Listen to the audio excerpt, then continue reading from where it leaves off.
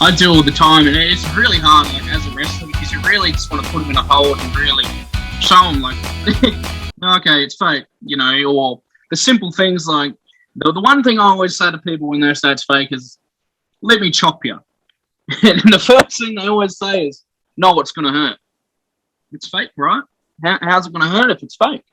It used to really bother me, using the F word around me, like saying it's fake. It used to really grind my gears. But now, I just say, look, it's predetermined. We know who wins and loses. We know, obviously everyone knows that.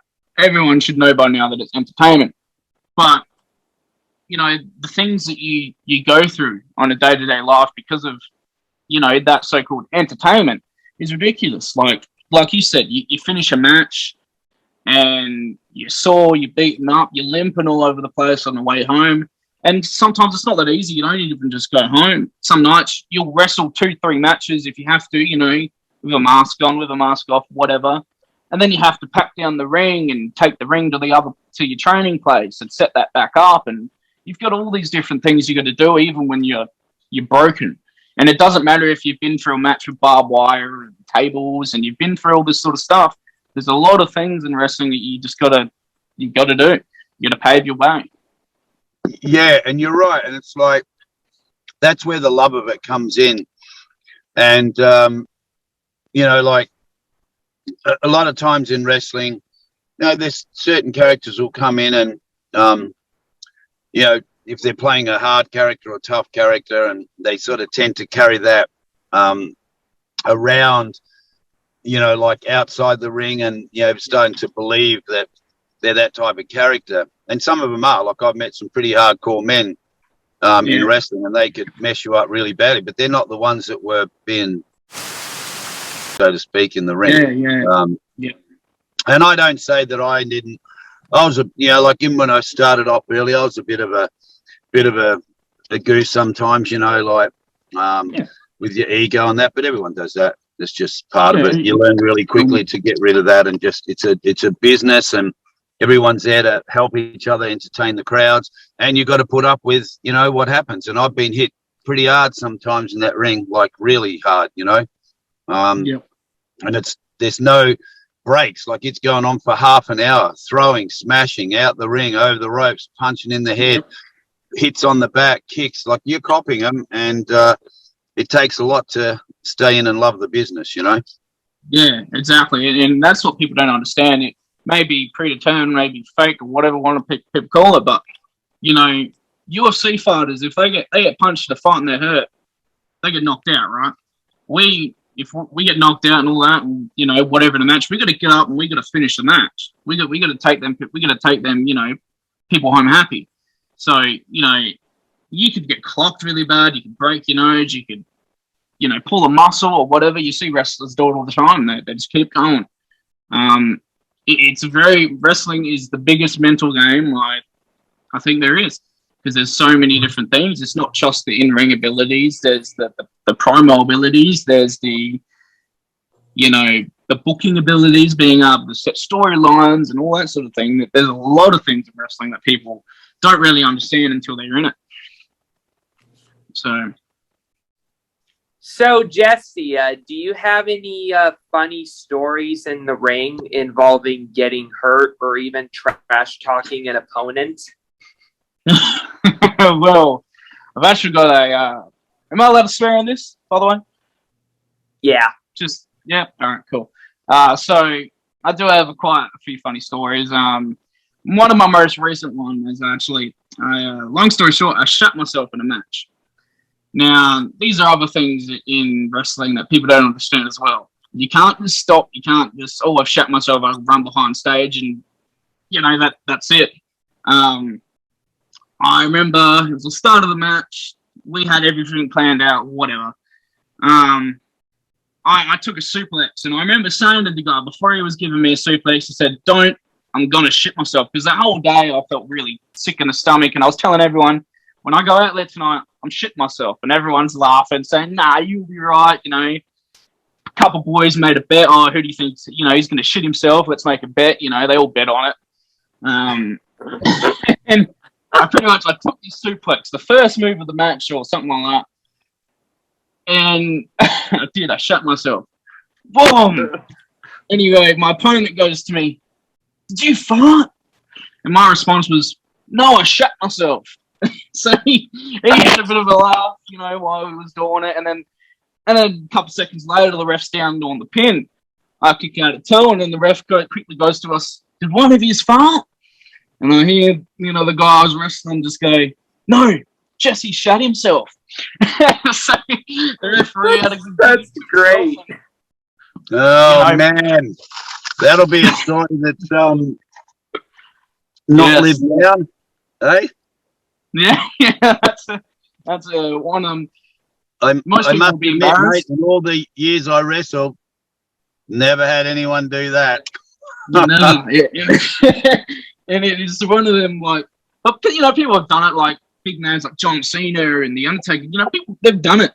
Because I didn't react very well. I got backstage and I was a bit embarrassed by it. I kind of cracked the shits. I thought everyone knew. The fans had no idea that it happened. The wrestlers had no idea it happened until I even said something.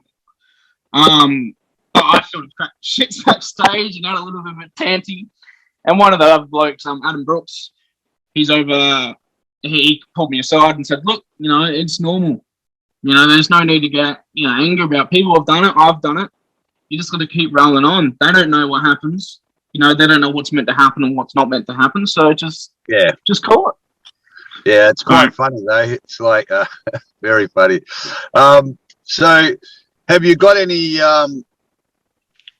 guys from the old? Like, I mean, obviously there's not guys wrestling from the old times, but have you got any guys who are back in the day that help mentoring people and all that sort of thing in your training? Yeah, I've met quite a few guys. Bushwhacker Luke, I had a training seminar with him. We didn't really get to do too many things in the ring because the ring was broken. But he sat down and shared all his stories and his knowledge, and it was really cool to sit down and listen to him because he's from New Zealand and he's one of them real Albert who's been around the world. He's done everything pretty much there is to do in wrestling. So it's really cool to see someone that you've been, from the 80s and the 90s and all that. Yeah, and they're valuable, mate. Very valuable people to have around. Because wrestling, the only thing that changes in wrestling is, well, in your case, it'd be your undies. But the only thing that changes in wrestling is just new people come along. The game is still the same. I mean, obviously there's a few little things that change, but pretty much wrestling is wrestling. And when I look back at the old black and white stuff from the 70s and 60s in America and that, like, they didn't have all the glitz and glamour that you have nowadays, but boy, they could still hold that crowd's attention, man, for 45 minutes, an hour. It was just amazing to watch, Yeah, they were very, very good at their psychology and telling a story, and that's what I think a lot of wrestling is missing these days, the ability to tell a story. Like, you watch wrestling now, it is very different. There's a lot of flips, there's a lot of guys that just fly all over the place or using weapons 24/7. There's not a lot of psychology in the storytelling these days, and that, not saying that that's the wrong or right way to do it, because there's no wrong or right way to do things in wrestling. But I like my psychology. I like the storylines. Do I always go, must have psychology? No, we all sometimes stretch and go, this could work, this couldn't work. But yeah, I think that's the biggest thing about the older guys is the storylines. How much you got, ruled into it, and it's funny because a lot of the older people that watch wrestling back in the day, they will go, it was so much better back in my day. They always say about how much realer it was, and it's like wrestling's always been the same. It's always been as fake as it, or predetermined as it is now. I use fake because that's what everyone says. It's always been the same. It's just the way that they've delivered the storylines and the way they've done it is what really has changed the game. Yeah, well, and you're right, mate. And it's not. I mean, people can call it what they want, but it's not fake. It's a predetermined entertainment, but it doesn't matter because you're in the ring. Like, I think the only difference back in the old days, they worked they worked a little slower, like, and the crowds Yes. knew the storyline. That's what would bring people back, you know, to follow up the stories. And I think that was a big difference. I know all the big groups here in America still run a lot of storylines, of course. But I mean, you got to go with the new generations as well, you know, like to what people want. So things have to change. But even so, you know, regardless of what people think of it, those who go, oh, it's a load of rubbish, waste of time. But you know what?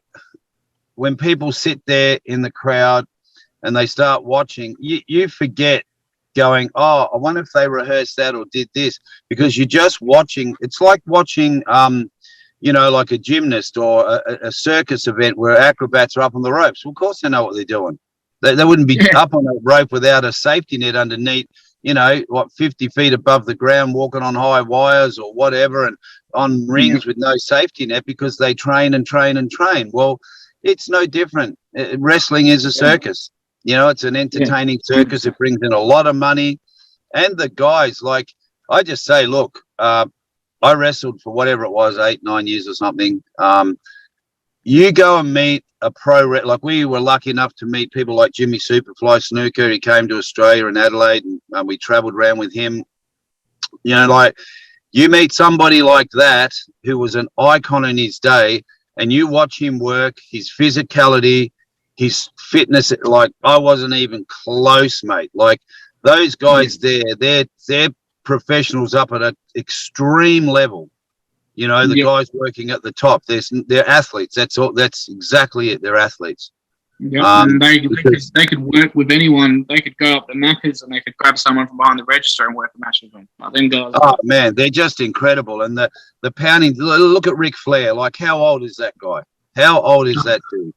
And you know, the skill, and he's lasted this long. He's avoided serious injuries. I work with. I was very, very lucky to meet Big Boss Man. That was that time at the Thebarton Town Hall we wrestled. I got to talk to him out the back, and sadly he's passed away.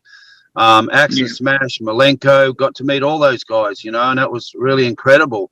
And very, very lucky to have worked with James Storm in Melbourne on a very funny sort of indie film we did around pro wrestling.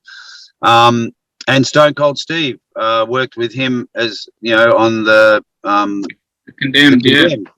And meeting him and Vinnie Jones was awesome, man. And then I met Sam Greco there, and Sam is an ex-K1 world champion and still trains fighters. Sam is a pretty tough dude, and he took up pro wrestling after his K1 thing, and I think he's in the WWF for a while. He'll be on our program next week. We're going to interview him. But Sam was he was Stone Cold Steve's stunt double. But you know, just talking to Steve and watching him work as an actor, like, his professionalism was always there. His food, always had his own food, special food, salads, chicken, you know, always looking after himself, always there on time. Like, you know, if you're going to be a professional in any area, then it takes a lot to stay there. And I take my hat off to guys like that, because he had a serious injury, like broke his neck. You know, he's got some pretty big scars there, but he's lucky to be up and walking around. There's a lot of guys that haven't, like, you know, broken necks or backs, and guys have died in the ring, which is, so there is nothing fake about it. It is just a controlled entertainment, like circus is controlled, you know. Otherwise, if it's not controlled, then you jump into the boxing ring or MMA if that's what you want to do.